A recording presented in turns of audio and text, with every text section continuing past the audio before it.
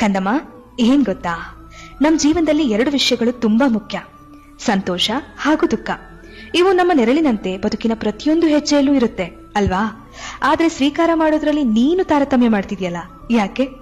ಹೌದು, ದುಃಖವನ್ನ ಸುಲಭವಾಗಿ ಸ್ವೀಕರಿಸ್ತಿದ್ಯಾ. ಯಾರಾದ್ರೂ ಹತ್ತಿರದವರು ತುಂಬಾ ನೋವಲ್ಲಿದ್ದಾರೆ ಅಂದ್ರೆ ಸಾಕು, ಆಗ್ಲೇ ನಿನ್ ಕಣ್ಣೀರು ಹೃದಯವನ್ನ ತೇವಗೊಳಿಸಿರುತ್ತೆ.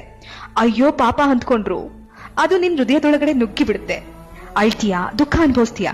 ಆದ್ರೆ ಸಂತೋಷ ಅನ್ನೋದಿದೆ ಅಲ್ವಾ, ಅದನ್ನ ಸುಲಭವಾಗಿ ಕಾಲ ಬುಡಕ್ಕೆ ಬಂದು ಬೀಳೋಕೆ ಬಿಡಲ್ಲ ನೀನು. ಯಾಕೆಂದ್ರೆ ಸಂತೋಷನ ಹೊರಗಿನ ಜಗತ್ತಲ್ಲಿ ಹುಡುಕ್ತಾ ಇದ್ಯಾ. ಬೇರೆಯವರ ಸಾಧನೆ, ಖುಷಿ ನೋಡಿ ನಿನ್ ಖುಷಿನ ಹೋಲಿಕೆ ಮಾಡ್ಕೋತಿದ್ಯಾ. ನಿನ್ನತ್ರ ಇರೋದ್ರಲ್ಲಿ ಖುಷಿ ಪಡೋಕೆ ಬರಲ್ಲ ನಿನಗೆ. ಯಾವಾಗ್ಲೂ ಹೋಲಿಕೆ ಹೆಸರಲ್ಲಿ ಇರೋ ಖುಷಿಯನ್ನ ಕೊಲ್ತಿದ್ಯಲ್ಲ ಕಂದ. ಏನೋ ಒಂದು ಖುಷಿ ವಿಷಯ ನಿನ್ನ ಜೀವನದಲ್ಲಿ ಬಂದಿದೆ ಅನ್ನೋ ಹೊತ್ತಿಗೆ ಅದನ್ನ ಮತ್ತೊಬ್ಬರ ಖುಷಿಯೊಂದಿಗೆ ಹೋಲಿಕೆ ಮಾಡಿ ಅದನ್ನ ಅನುಭವಿಸೋದೇ ಇಲ್ಲ ಅಲ್ವಾ ನೀನು. ಎಂತ ಪಾಪ ಗೊತ್ತಾದು.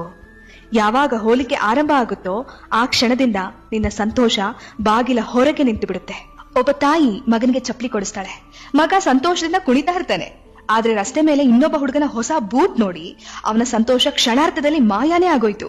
ಸಂತೋಷ ಅನ್ನೋದು ಹೋಲಿಕೆ ಮಾಡೋದ್ರಿಂದ ಹುಟ್ಟಲ್ಲ ಕಂದಮ್ಮ, ಕೃತಜ್ಞತೆಯಿಂದ ಮಾತ್ರ ಬೆಳೆಯುತ್ತೆ. ಇಂದು ನಮ್ಮ ಹತ್ರ ಏನಿದೆಯೋ ಅದರಲ್ಲಿ ಸಂತೋಷ ಪಡುವ ಧನ್ಯತೆ ಬೆಳೆಸ್ಕೋಬೇಕು. ಆಗ ನೋಡು, ನಿನ್ನ ಬದುಕು ಹಬ್ಬ ಆಗತ್ತೆ, ಸಂತೋಷದಿಂದ ತುಂಬಿ ಹೋಗುತ್ತೆ. ಸಂತೋಷ ಅನ್ನೋದು ಎಲ್ಲರಲ್ಲೂ ಇದೆ, ಎಲ್ಲರ ಬದುಕಲ್ಲೂ ಇದೆ.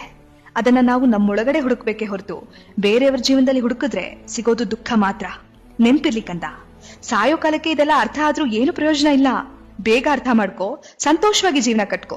ಅರ್ಥ ಆಯ್ತಾ? ನೀವ್ ಕೇಳ್ತಿದ್ದೀರಾ ಭಾವಗಳ ದನಿ. ನಾನು ಕನ್ನಡದ ಅಪ್ಪಟ ಅಭಿಮಾನಿ. ಸಿರಿಗನ್ನಡಂ ಗೆಲ್ಗೆ, ಸಿರಿಗನ್ನಡಂ ಬಾಳ್ಗೆ.